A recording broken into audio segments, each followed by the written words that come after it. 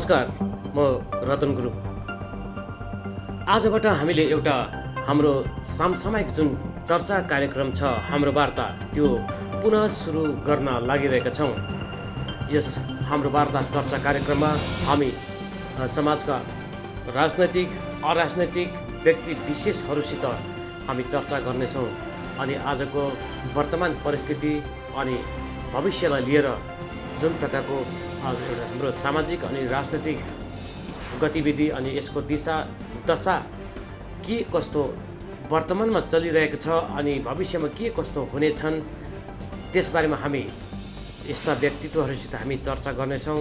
साथसाथमा आगामी जुन 2021 को चुनाव राज्य विधानसभा चुनाव हुन गइरहेको छ त्यसबारेमा पनि हामी सामायिक चर्चा हामी गर्नेछौँ र यो चर्चा कार्यक्रम गर्नुको एउटा मुख्य उद्देश्य कि हाम्रा जति पनि दर्शकहरू छन्, आम दर्शकहरू छन्, उनीहरूलाई वर्तमानको वस्तुस्थिति अनि भविष्यका पाइलाहरू बारेमा के कस्ता माने व्यक्ति विशेषहरूको के कस्ता विचारहरू छन्, ती विचारहरू हाम्रा सम्पूर्ण दर्शकहरू समक्ष पुर्याउने हाम्रो उद्देश्य रहेको छ। अनि यो एउटा पत्रकारिक एक्सर्साइज भनौँ है, एउटा जो हाम्रा आम जनताले जुन अपेक्षा हामीमा गरिरहन्छ, विशेष गरी एनालाइज या भनौँ विश्लेषणको जुन हाम्रो दर्शकहरूले जुन प्रकारको अपेक्षा गर्ने गर्दछन्, उनीहरूको ती अपेक्षालाई पुरा गर्नको निम्ति पनि हामीले यो चर्चा कार्यक्रम हाम्रो वार्ता हामीले आजबाट पुनः सुरु गर्न गइरहेका छौँ। यो समसामयिक हुनेछ अनि ती सम्पूर्ण जति पनि आगामी दिनका चर्चा कार्यक्रमहरू तपाईँहरूको समक्षमा लिएर आउनेछौँ अनि हामी तपाईँहरूको तपाईँहरूबाट यस्ता चर्चा कार्यक्रमहरूको फिडब्याकहरू पनि तपाईँहरूबाट हामी अपेक्षा गर्नेछौँ। त स्वीकार्नुहोस् गोर्खा च्यानलको यो श्रृङ्खलाबद्ध चर्चा कार्यक्रम हाम्रो वार्ता।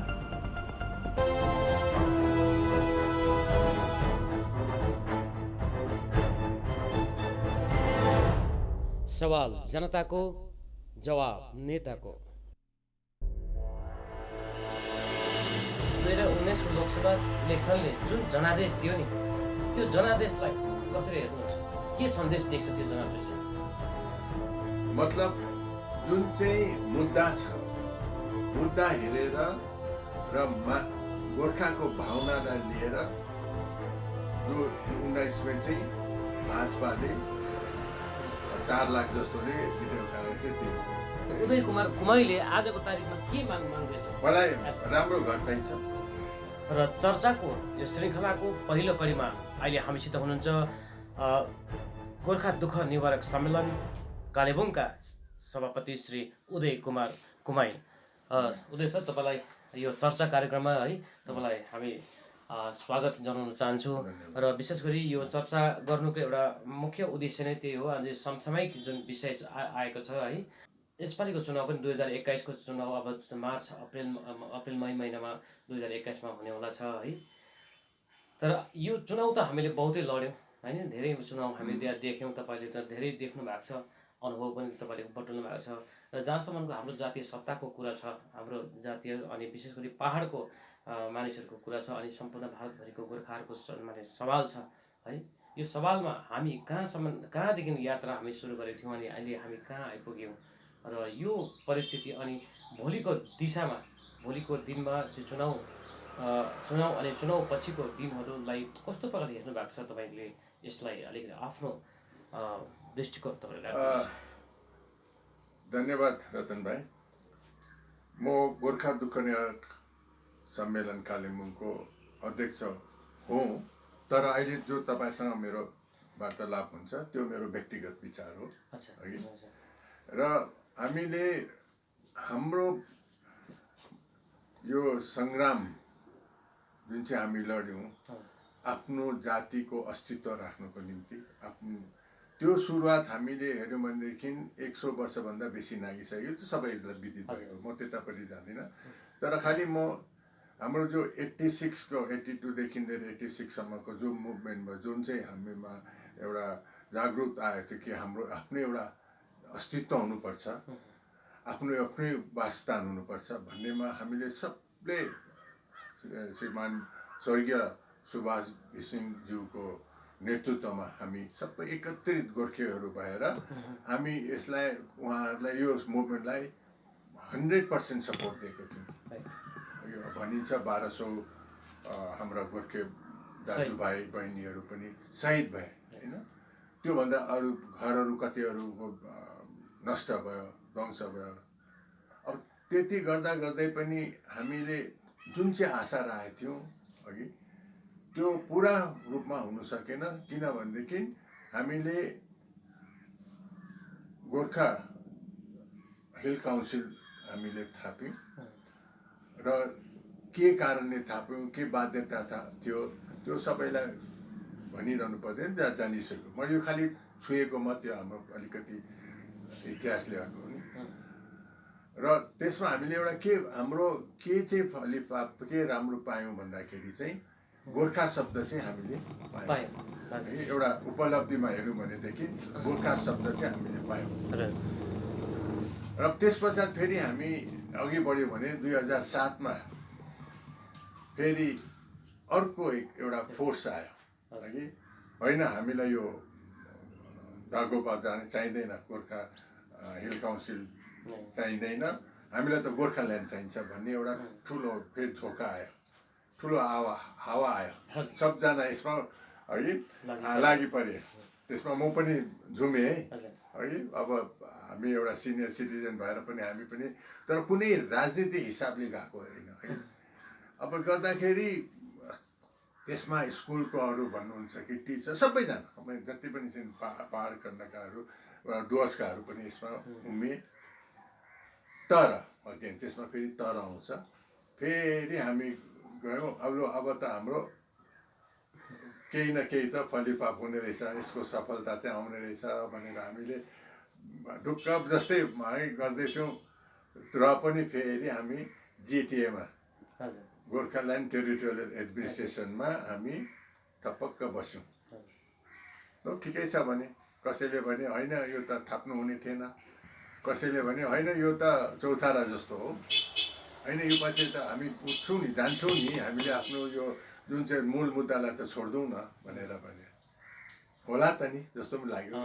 धेरै बुद्धिजीवीले तपाईँको यो त स्टेटभित्रको स्टेट अथवा राज्यभित्रको राज्य, स्टेट विदिन द स्टेट भनेर पनि भनेको त्यति बेला हो हो।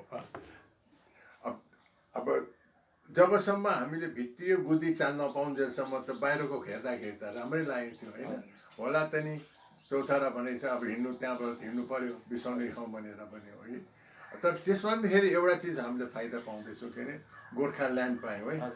पहिला अघि गोर्खा शब्द पाएको थियो, अब ल्यान्ड पनि पायो, हामीले गोर्खाल्यान्ड पनि पायौँ। गोर्खाल्यान्ड पायौँ तर टेरिटोरियल एडमिनिस्ट्रेसन भन्दाखेरि चाहिँ हामीले पुच्छ फेरि त्यहाँ काटिदिएको हो। अब त्यो गोर्खाल्यान्ड मात्रै शब्द मात्रै हुनुपर्ने थिएन, तर पनि अब उहाँको अघि हाम्रा बङ्गालका नेताहरू हामीभन्दा अलिक बाठै नै छन् है। र उनीहरूले गोर्खाल्यान्ड त दिए तर टेरिटोरियल एडमिनिस्ट्रेसन लायो। र त्यहाँ पनि त्यस्तै भयो र त्यसमा पनि सन्तुष्ट भएनन् मान्छेहरू, पार्टी लिडर पनि भएनन् होइन। यसले हाम्रो आकाङ्क्षा पुरा भएन। आकाङ्क्षा पुरा भएन। यसलाई वारपार गर्नुपर्ने रहेछ भन्ने कुरोलाई हाम्रो माथि थपियो। सबैले पनि हो ठिकै हो, यो त अब यत्रो दिनसम्म हामी पढ्यौँ। 86 को आन्दोलन पनि देख्यौँ, यो 2007मा पनि भयो, अब 11मा पनि यस्तो हुन्छ। हामी फेरि लाग्यौँ है। लागेर सरकारसँग मिल्नु हो कि नमिल्नु, दुईजनामा बनाबेरी तानातानी हुन थाल्यो अघि, सम्बन्धी अलिक खराब हुँदै हुँदै गयो। अब सरकारले के गर्नु थाल्यो भने यो गोर्खे जातिलाई चाहिँ भाग गर है, विभाजन गर भन्ने होइन, विभाजन गर्नुपर्ने रहेछ। अब के बुझ्दाखेरि हामीले चाहिँ र बोर्डहरू भयो, बोर्डहरू भएको राम्रो हो, हाम्रो आफ्नो आफ्नो जातिको उन्नति हुन्छ, ठिकै हो। जाति होइन, जातको उपजातिहरूको उन्नति हुन्छ। तर उपजातिको उन्नति हुँदा हामी त विभिन्न, हामी त एको अहम बहुश्याम भनेको जस्तो नि, हामी धेरै भए पनि हामी एक छौँ, गोर्खा जाति एक छ। हाम्रो त भनौँ नै भने गोर्खा जातिको हेऱ्यो भने जस्तै भारतवर्षमा विभिन्न जात गोष्ठी धर्म छन्, तर हामी भारतवासी हुन चाहिँ त्यस्तै हाम्रो गोर्खा जाति पनि विभिन्न उपजातिहरू राई, लिम्बू, गुरुङ, नेवार, बाहुन, छेत्री, कामी जति पनि छन् उपजाति, तर हामी एक मुठीमा बसेको तोड्नु सक्दैन कसैले पनि। यो जसले पनि कोसिस गरे उनीहरू ब्रह्म छन् कि तोड्नु सक्छन्। तपाईँले देखिहाल्नुभयो इलेक्सनको टाइममा, त्यो मैले भनिरहनु पर्दैन कसरी चाहिँ हामी एक रहेछौँ, हाम्रो जातिलाई तोड्नु सक्दैन भनेर होइन। अब त्यतापट्टि म राख्दिनँ। अब हामीले देख्यौँ अब यो राज्य सरकार र जिटिएको तालमेल भएन र अब चाहिँ हाम्रो आकाङ्क्षा पुरा हुनुको लागि चाहिँ हामीले एउटा ठोस कदम उठाउनु पर्ने रहेछ भन्ने भयो। हामीले 105 दिनमा झन्डा बोक्यौँ, करायौँ, सबै कुरो यहाँसम्म कि च्यानलहरू पनि बन्द गरिदिए। हाम्रो खुसीले गरेको न, राज्यबाट आदेश आउँदाखेरि बन्द गर्नु पर्यो, इन्टरनेट बन्द भयो है। यो सब हुँदै पनि मान्छेहरूले दोकान सोकान स्कुल सब बन्द गर्दाखेरि मान्छेको त्यो एउटा यत्रो ठुलो जोस थियो कि कसैले पनि हामी थाक्यौँ भनेन। किन मलाई याद छ, म त त्यति बेला यसमा निकै नै सक्रिय थिएँ कि हाम्रो साथीहरू पनि थियौँ। हामीले 105 दिनमा हामीले मोटर स्ट्यान्डको छेउमा 1 महिनासम्म खानाहरू पनि खुवायौँ। किन खुवायौँ त? किन हामी एउटा यो उमेरमा पनि हामीले यति जोसेर काम गऱ्यौँ? त्यो यसलाई गौण हिसाबले विचार गर्ने कुरो हो नि। किनभने जुन चाहिँ हामीलाई एउटा पहिला सुरुदेखि नै मनमा यस्तो छ, हामीलाई दबाएर राखेका छन्। हाम्रो एउटा कुनै किसिमको बोल्ने मान्छे छैन, हाम्रो आफ्नै राज्य हुनुपर्छ, हाम्रो आफ्नै शासन हुनु भन्ने त्यो मान्छेको भावना मात्रै होइन, गोर्खाल्यान्ड भन्ने भावना मात्रै त्यो हामीलाई हाम्रो एउटा पाउने हाम्रो हक पनि हो भने हामीले संविधानको हिसाबमा हो भने हामीले पाउने हक पनि हो भनेर हामीले यसमा लागिरह्यौँ। सँगैमा हेर्नु पारी हामी अगाडि कलेज पढ्दाखेरि सिक्किमकाहरू दार्जिलिङमा आएर पढ्थे। हाम्रो साथीहरू कतिजना साथीहरू हामी सँगै बस्यौँ कि दार्जिलिङ त्यसरी हेर्थ्यो। अब अहिले चाहिँ हामी उल्टा सिक्किमलाई हेर्छौँ। त्यो अवस्था किनभने उहाँहरूले राज्य पाउनु भयो होइन। उनीहरू आज हामीले नपाउँदाखेरि चाहिँ हाम्रो जैसेको तैसे भने जस्तो। अब 105 दिनको बादमा नि फेरि के भयो? फेरि हामी आकाशको फल आकातरी के भन्छ हो होइन। त्यो हेर्दै त्यो फल त भात त भुइँमा झरेर खस्यो, नखानु नफ्याँक्नु भयो होइन। म भन्छु त्यति बेला यत्रो भएपछि चाहिँ हाम्रो नेताहरूले, हामीले, म नेताहरूलाई मात्रै भन्दिनँ, हामीले चाहिँ किन फेरि जिटिएमै जानु पर्यो? म भन्छु, म पनि है त्यसमा म पनि भन्छु, म नेता मात्रै भन्दिनँ, म पनि। किनभने मानिलिएँ नि त मैले त त्यो त्यत्रो सङ्ग्राम गरिसकेपछि पनि म फेरि किन जिटिएमै थाप्नु गएँ? थाप्नु होइन, मलाई दियो, मैले थापेँ। अब आउँछ कुरा, यसमा सचेत मानिसहरू खुसी थिएनन्। अब चाहिँ के? अबको क्वेसन आउँछ, अबको मुद्दा चाहिँ के हुन्छ? पहिला थियो गोर्खाल्यान्ड हो। अब गोर्खाल्यान्डमा मान्छेहरूले कुन नजरले हेर्छन्? एउटा एकदम ठुलो शोधनीको चिन्ह भन्छ नि, त्यो छ। अब अर्को ग्रुप छ हाम्रो, अब 2-3वटा ग्रुप छ। यसमा भाजपा पनि आइपुग्यो। अब अच्छा, तपाईँले जुन गोर्खाल्यान्ड अबको मुद्दा चाहिँ के हो भन्ने कुरोमै आउन, गोर्खाल्यान्ड भन्ने कुरो एउटा मुद्दा छ, त्यो त छँदैछ।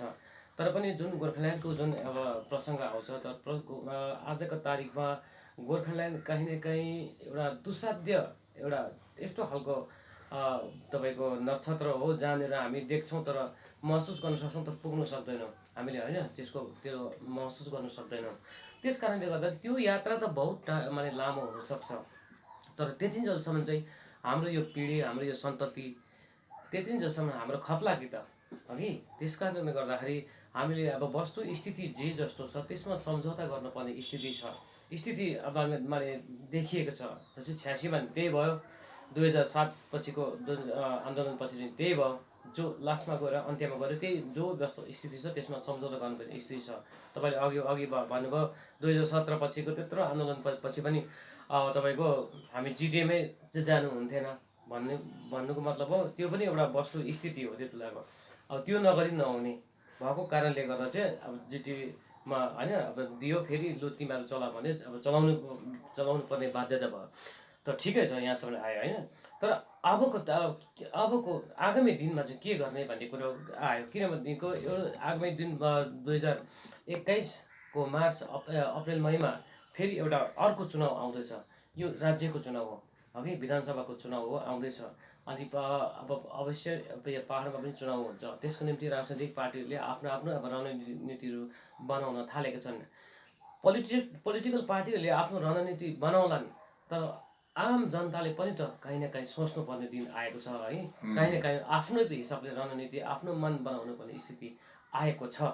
त्यस कारणले गर्दाखेरि तपाईँ यो माने अब समाजको एकजना अब के भन्नु अभिभावकहरूकै ग्रुपमा तपाईँ पर्नुहुन्छ है। त्यस कारणले गर्दाखेरि न फ्युचर के देख्नुहुन्छ है यसको बारेमा? म चाहिँ भन्छु भाइ, हामी लक्ष्यमा पुग्न सक्छौँ जब हाम्रो नीति, नियत र निरन्तर हुन्छ। तीनवटा चिज जो छ नि, नले नै पनि हुनसक्छ, तर म तीनवटा चिज लाग्छ। यो चिजमा मलाई लाग्छ नीति पनि छ, दुईटा कुरोमा कमी छौँ हामी। एउटा नियतमा हामी अलिक यताउता ठिक ढलफल भइहाल्छौँ, फेरि निरन्तर हामी दिनै सक्दैनौँ। लान्छौँ पुग्ने बेलामा हामी पुग्ने बेलामा गोली बाहिर हुन्छौँ। जस्तो हेर्दैन त्यो लुडोमा खेल्दाखेरि मान्छे माथि 96 पुगेर त्यहाँदेखि फेरि 13मा आउँछ। त्यो हाम्रो गति त्यस्तै भइरहेको छ। यो चाहिँ के भनेदेखि मलाई लाग्छ कि हामीले यस्तो एउटा नीति बनाउनु पर्छ। अहिले जस्तै अब हामी चाहिँ गनगनी गरिबस्छौँ क्या, यो भएन त ऊ भएन, यसो गर्नु पर्थ्यो। सचेतहरूमा पनि है, सामने आएर भन्दैन फेरि यसो किन गर्यो।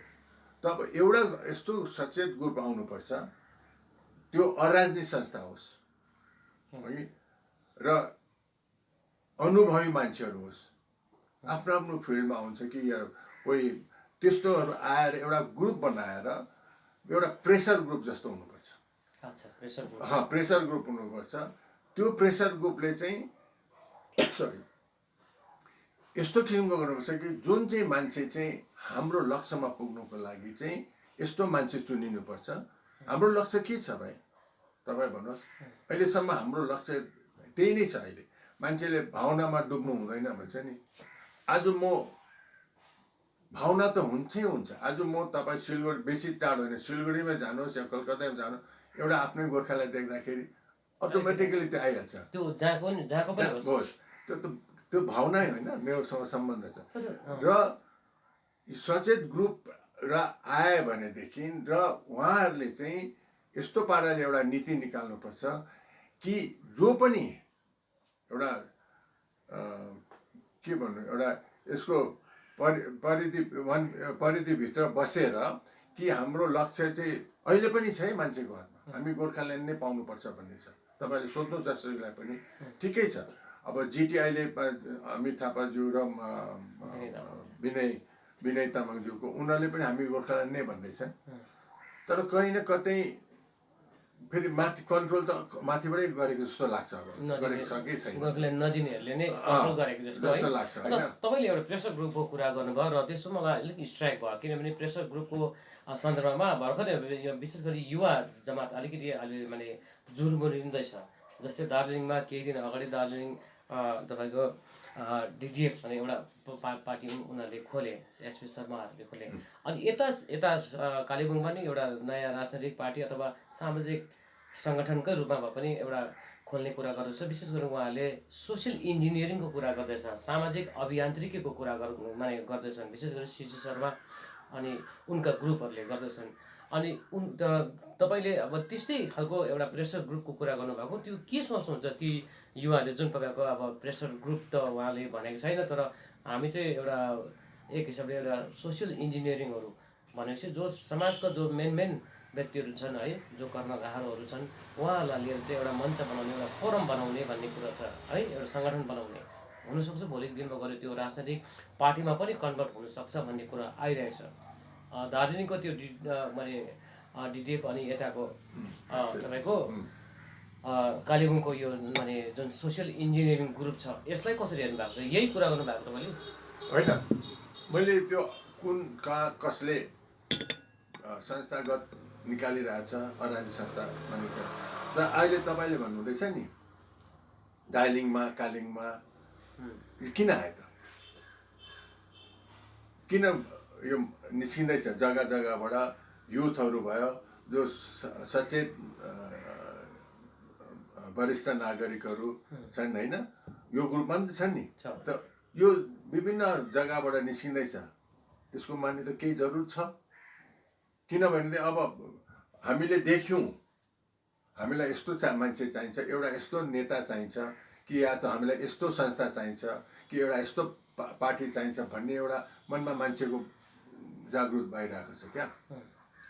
यो म भन्दिनँ कि अब अहिले हेरौँ है त, त्यो विषयमा भन्नु भने अब मैले किनभने प्रेसर भनेको मतलब चाहिँ यो होइन कि यस्तो मान्छे हामी एउटा यस्तो सङ्गठन हुनु पर्यो। अहिले 5वटा सङ्गठन हुँदो अरे अराजक सङ्गठन, एक हुनु सक्दैन, एक हुन्छ नि। तपाईँलाई म अर्को कुरो भन्छु, यो एनजिसी जुन चाहिँ हो, हाम्रो एनजिसीमा चेयरम्यान हुनुहुन्छ शक्ति गुरुङ, लेफ्टेनेन्ट जेनरल शक्ति गुरुङ हुन्छ कि, उहाँको अगुवाईमा हाम्रो धेरै गण्यमान्यहरू पनि छन् होइन, कोही प्रोफेसरहरू छन्, कोही चिफ सेक्रेटरीहरू भएको तपाईँ सबैलाई यादै छ है। यो के हो उहाँहरूले, यो एउटा चाहिँ सचेत वर्गलाई लिएर पार्टीमा नआउने उनीहरू, त्यसमा पार्टीमा आउँदैन, तर एउटा गाइड जस्तो नि, यो काम गर्दाखेरि हामीले हाम्रो लक्ष्यमा चाहिँ कसरी पुग्छौँ तपाईँहरूले देख्नुभएको छ। त्यो यस्तो छ त, ठिकै तपाईँले भनेको गाइड जस्तो भएर भन्ने कुरा हुन्छ, तर त्यो गाइडको कुरा कसले सुनेको छ र?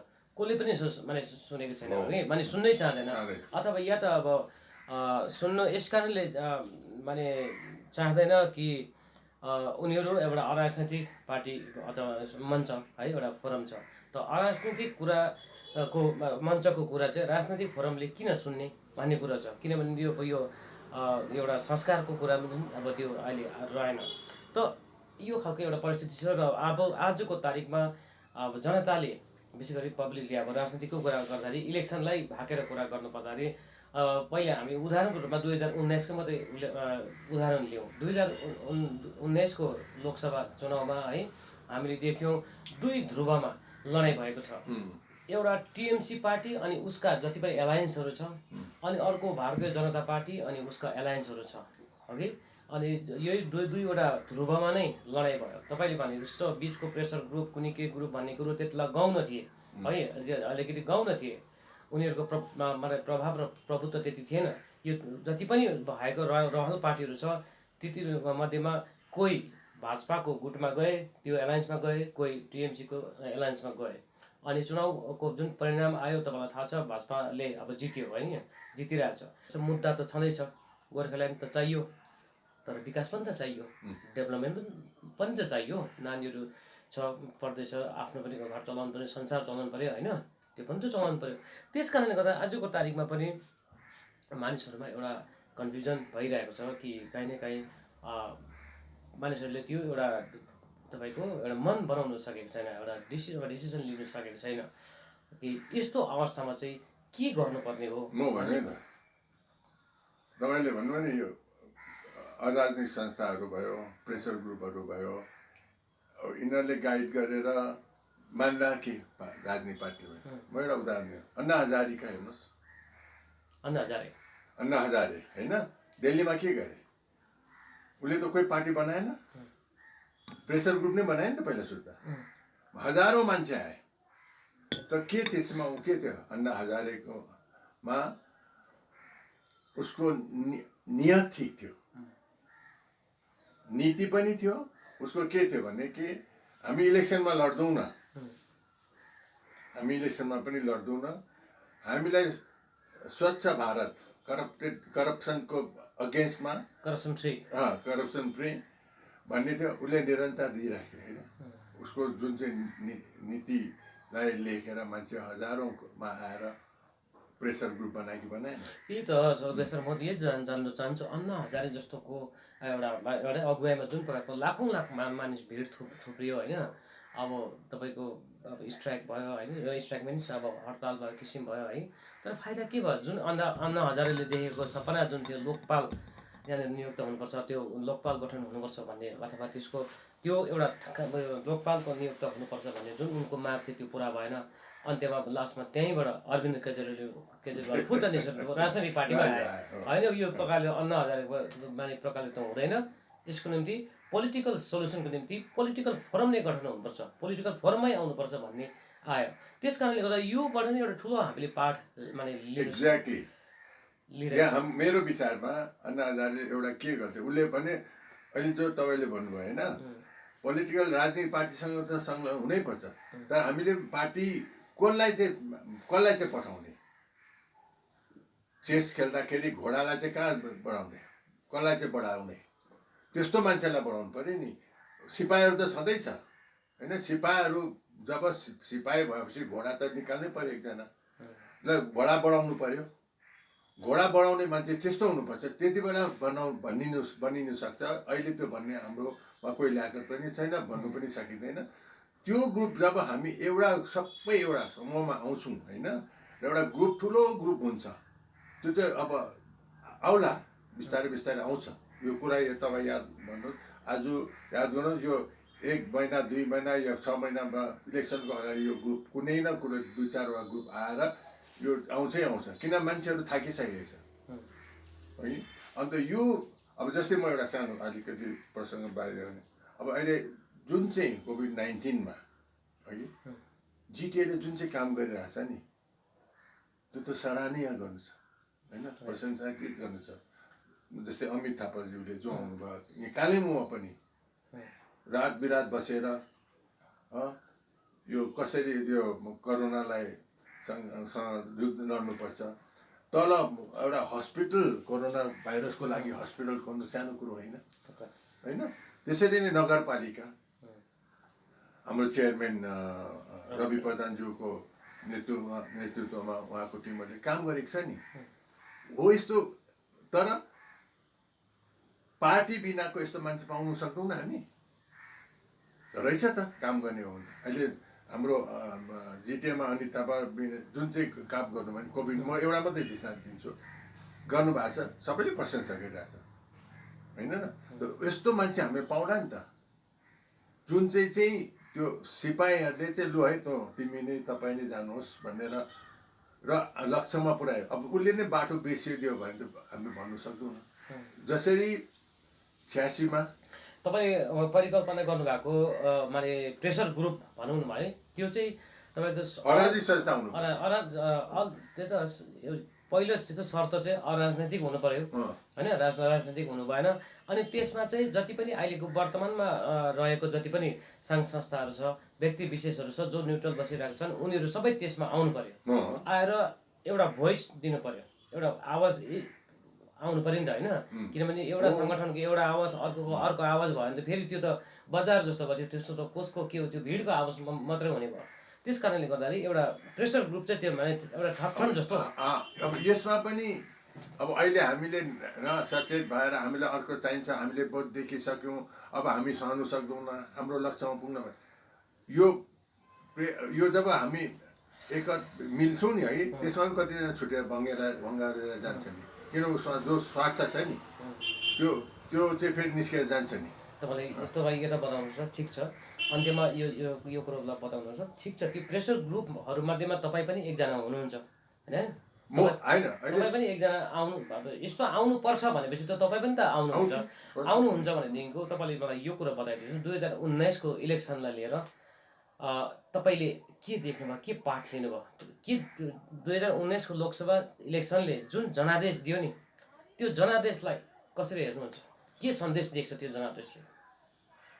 मतलब जुन चाहिँ मुद्दा छ, मुद्दा हेरेर र गोर्खाको भावनालाई लिएर जो 19 चाहिँ भाजपाले 4 लाख जस्तोले जितेको कारण चाहिँ त्यही हो। यसमा खालि गोर्खा मात्रै छैन नि, फेरि मधेस खण्डकाहरू पनि छन् होइन। तर पहाडी खण्डमा हेर्नु पऱ्यो भने चाहिँ दुईवटा कुरो छ। हामीले आशा राख्यौँ भगवान्लाई फल चढाएर हामी यसको फल हामीलाई पाउँछौँ कि आरती गरेर यसको फल पाउँछौँ भने जस्तो हामीले भाजपालाई हामीले समर्थन गऱ्यौँ होइन, सबैले गरे। त्यो चाहिँ मेन कुरो दुईवटा कुरा छ। सेन्टरले चाहिँ हामीलाई अब नरेन्द्र मोदीज्यूले के भन्नुभयो, गोर्खाको सपना मेरो सपना भनेपछि चाहिँ लो है अब त हामीहरू यो आशामा झुन्डिनु नपर्ने रहेछ भनेर हामीले त्यो कुरोलाई मध्यनजर राखेर हामीले गाँठो बाँधेर हामीले सघायौँ पनि होइन, सबैले। नभए यत्रो कसैले 2-4जनाले सघाएन, त्यसमा पनि ठिकै छ जसको मन छ। तर अहिलेमा यो हेर्दाखेरि चाहिँ हामीले यस्तै मान्छेलाई पनि चुन्नुपर्छ। अहिले कसैले यो विचार गरेको छन्, तर अहिले तपाईँले भने जस्तो मसरुम जस्तो यताउता सबै निस्किरहेको छ नि। अब यसलाई कसरी एकत्र गर्ने, अब त्यो टाइम आउँछ। एक भएपछि त्यो जम्मै पार्टीले अब एउटा चुन्नु पऱ्यो नि त। जब हामी एक भएर गर्दैछौँ भनेदेखि पार्टी नै हुन्छ नि, त्यसमा अराजनैतिक पार्टी आएर झन्डा बोक्दै त होइन नि, राजनीतिक पार्टी नै हुन्छ। तर त्यो झन्डामा राजनीतिक हुन्छ तर सपोर्टेड बाई अरू सिपाहीहरू हुन्छ, त्यो भनेको तपाईँले। अच्छा, माने अन्त्यमा गएर त्यो एनजिसी जस्तो अथवा कुनै पनि एउटा माने प्रेसर ग्रुप नै भनौँ न, है तपाईँको पहिलेको भाषामा प्रेसर ग्रुपले चाहिँ कोही एकजना व्यक्तिलाई चाहिँ अब माने माने ठहर गर्छ कि he is the best, he is the right होइन, त्यही हो। अनि तर एउटा कुनै अराजनैतिक सङ्गठनले चुनावमा जाँदाखेरि चाहिँ फल्नालाई भोट हाल भन्नु सक्छ? जब भन्नु पऱ्यो नि त, जब त्यो अराजनीतिक संस्थाले आफू त लड्दैन नि त। म त राजनीतिमा छुइनँ नि, तर एउटा राजनीतिको जस्तै अहिले हालमा के भयो, अहिले लोकसभाको इलेक्सनमा सबै पार्टी बाहेक 1-2 पार्टी छोडेर एकत भएर त भोट दिए होइन, त्यस्तो हुनु सक्दैन। अच्छा, तपाईँ यो तपाईँको प्रेसर ग्रुप हुनुपर्छ भन्नु, यसको आवश्यकता चाहिँ किन पर्यो? यसको आवश्यकता चाहिँ किन पर्यो? कि मुद्दा चाहिँ नभट्कियोस् भनेर कि के हो?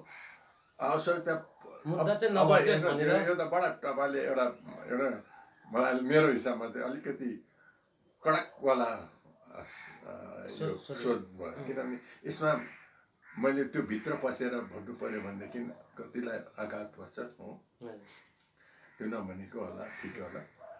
तर किन त अब त्यो त तपाईँ आफै बुझ्नुहोस् न। हामीले चोट त लागेको छ नि त हो, अनि त्यसमा चोट लागेको मात्रै चोटमै हिँड्ने बस्नु कि त्यसलाई दबाई सबाई लगाएर ब्यान्डेज बान्ने, त्यही हो।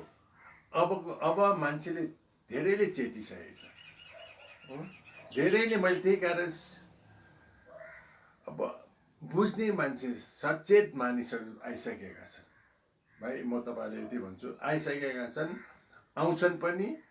अब अहिलेसम्ममा हेर्दा देख्दा चाहिँ पछि के भन्नु सक्छ, 21सम्ममा के भन्नु सकिँदैन होइन। तर मैले अहिले एनजिसीको पनि इक्जाम्पल दिएँ, हुँदो रहेछ नि त। राम्रो मान्छे छन् र राम्रो संस्था छन् भनेदेखि, राम्रो मान्छेहरू त्यहाँ छन् भने त पोलिटिकल पार्टी पनि त आउँदो रहेछ नि, ठिक छ भनेर। अब त्यो राम्रो मान्छेले त मै उठ्छु भन्नु त भएन, पार्टीलाई नै हामीले सघाउनु पर्छ। जसरी हामीभन्दा जनताले जसरी हाम्रो विष्टज्यूलाई भाजपाको क्यान्डिडेटलाई सघाउँ, त त्यस्तै पाराले हुन्छ। अब अहिले धेरैको होइन, म अब कतिले भन्छन् राजु विष्टले काम गर्दैछन्, मलाई पनि लाग्छ नि काम गर्दै। एज अ पहिलाको जुन चाहिँ एमपीहरूको हेर्दाखेरि त उनले धेरै काम गरिरहेको छ। काम त अनित थापाले पनि गरिरहेको छ, अनित थापाले पनि गरिरहेको छ। तर उसले यहाँ गरे, मैले नगरेको छैन भनेको छुइनँ। अघि नै मैले भने कोभिड-19मा उनले जतिको काम गरेको छ नि, अरू सामाजिक संस्थाहरूले पनि गरेछन्, अरूहरूले आफ्नो आफ्नो हिसाबले गर्छ। तर ऊ त मुख्य मेन होइन जिटिएको प्रमुख भएर नै खटे नि त, खटे नि। त्यस्तै अब नगरपालिका, अब दार्जिलिङतिर के भयो कसो म जान्दिनँ, म त यहाँको मान्छे कालिम्पोङ। नगरपालिकामा त हामीले देखिरहेको जस्तो हाम्रो चेयरम्यान रवि प्रधानज्यू र उसको टिमले त काम गरेको छ भाइ, तपाईँ भन्नुहोस् होइन। त्यो जो काम देखिरहेछ, घाम उज्यालो छ होइन, घाम लागेको छैन, बादल छ भन्नु त भएन नि त, त्यो त मूर्खता हो। त्यही त अब ठिक छ।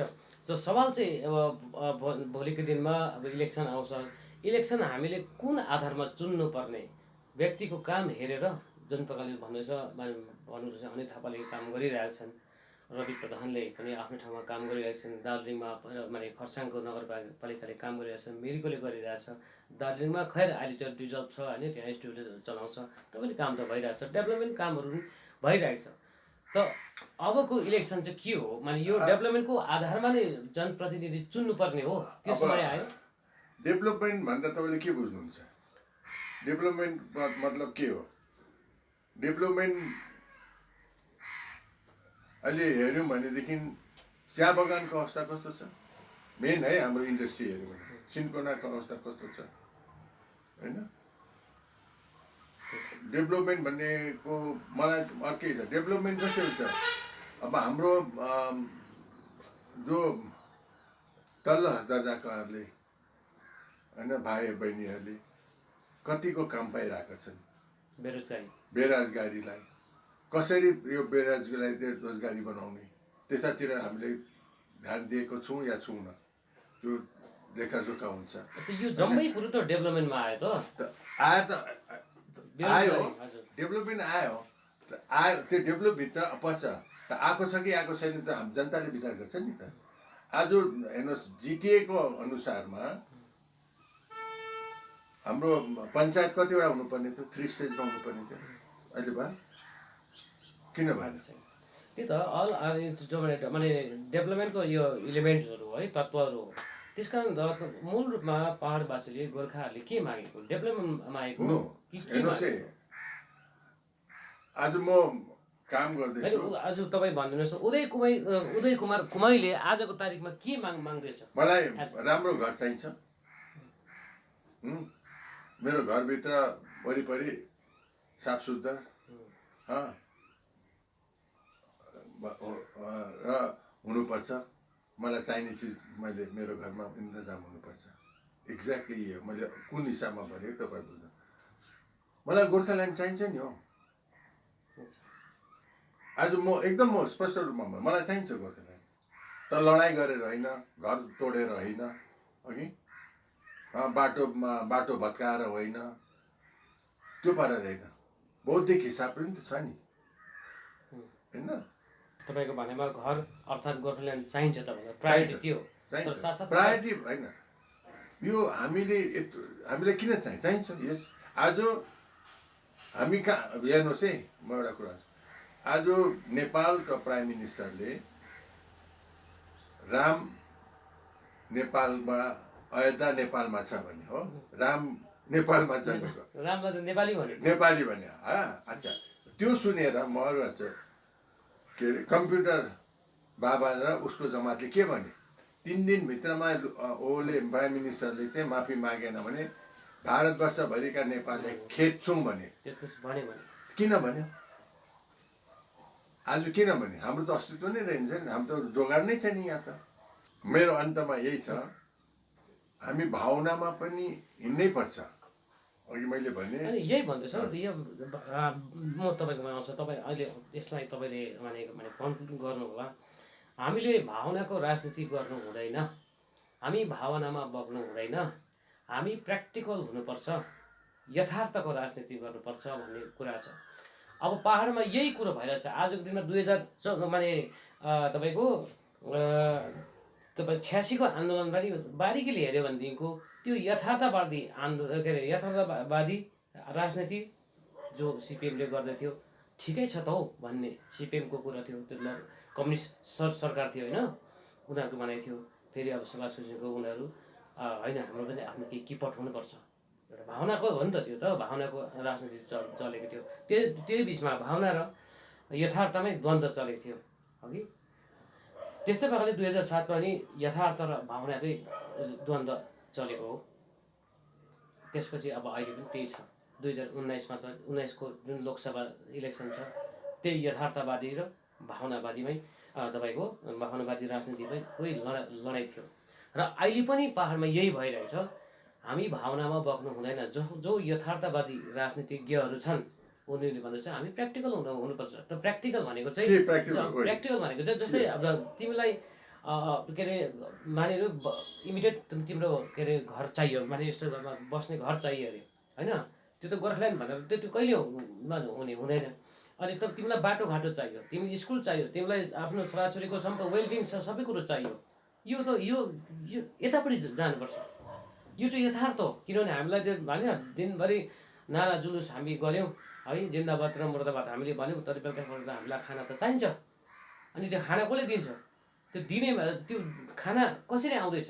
त्यो यथार्थ हो है भन्ने चाहिँ यो अब अहिले त्यो भइरहेछ। अन्त यही यथार्थवादी अनि भावनावादी राजनीतिमा चाहिँ अहिले द्वन्द्व भइरहेछ। होइन, भावनामा मात्रै डुब्नु भनेको होइन नि मैले।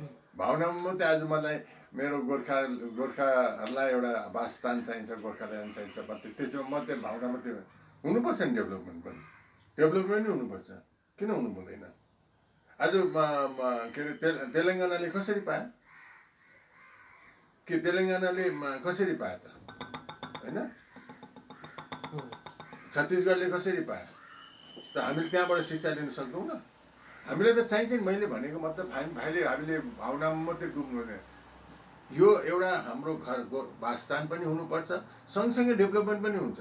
अगर आजको नेताहरूले भन्नु हामीलाई गोर्खाल्यान्ड चाहिन्छ, गोर्खाल्यान्ड दिनै पर्छ, हाम्रो यो मुद्दै हो भनेर ठोक गर्ने कोही छ?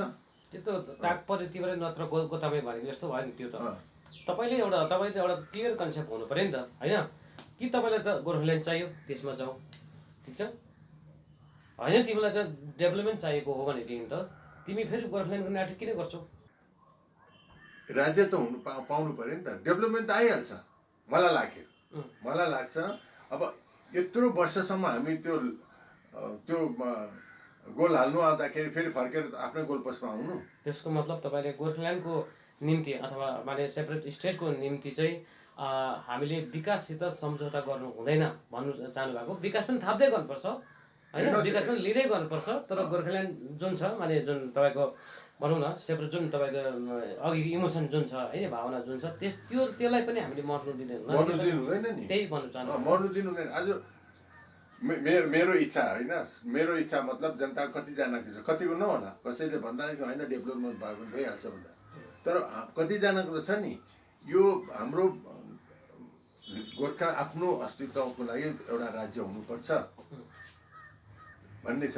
आज जुन चाहिँ यो 17 मा विदेशका गोर्खाहरूले किन सपोर्ट गरे? उनीहरूलाई त के भन्दै छैन। आसामकाले किन सपोर्ट गरे? उनीहरूलाई गोर्खाल्यान्ड भन्दा यही त हुन्छ होइन र? उनीहरू त किन? ठिक छ, हामीलाई विकास पनि चाहिन्छ, तर त्योभन्दा अगाडि मूल रूपमा हामीलाई आफ्नो वासस्थान चाहिन्छ। या भनौँ हामीले जुन मागिरहेको छौँ वर्षौँदेखिको त्यो हामीलाई चाहिन्छ। तर साथसाथमा हामीलाई विकास पनि चाहिन्छ। यो श्री उदय कुमार कुमाईको यो भनाइ हो।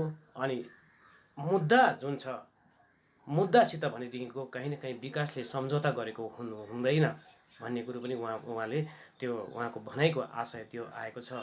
अनि पहाडको यो जुन प्रकारको अहिलेको जुन छ यथार्थवादी राजनीति अनि भावनात्मक राजनीतिको बिचमा जुन द्वन्द्व छेडिएको छ है, जुन मूल रूपमा लडाइँ नै अथवा युद्ध नै या भनौँ एउटा तपाईँको डिबेट नै यही बिचमा भइरहेको छ। र यसलाई लिएर हामी अर्को श्रृङ्खलामा अर्को कडीमा अर्का व्यक्तित्वसित फेरि तपाईँहरूको समक्षमा हामी आउनेछौँ। त्यतिन्जेलसम्मको निम्ति म रतन गुरुङ लगायत गोर्खा च्यानलको सम्पूर्ण टिमलाई आज्ञा दिनुहोला। नमस्कार।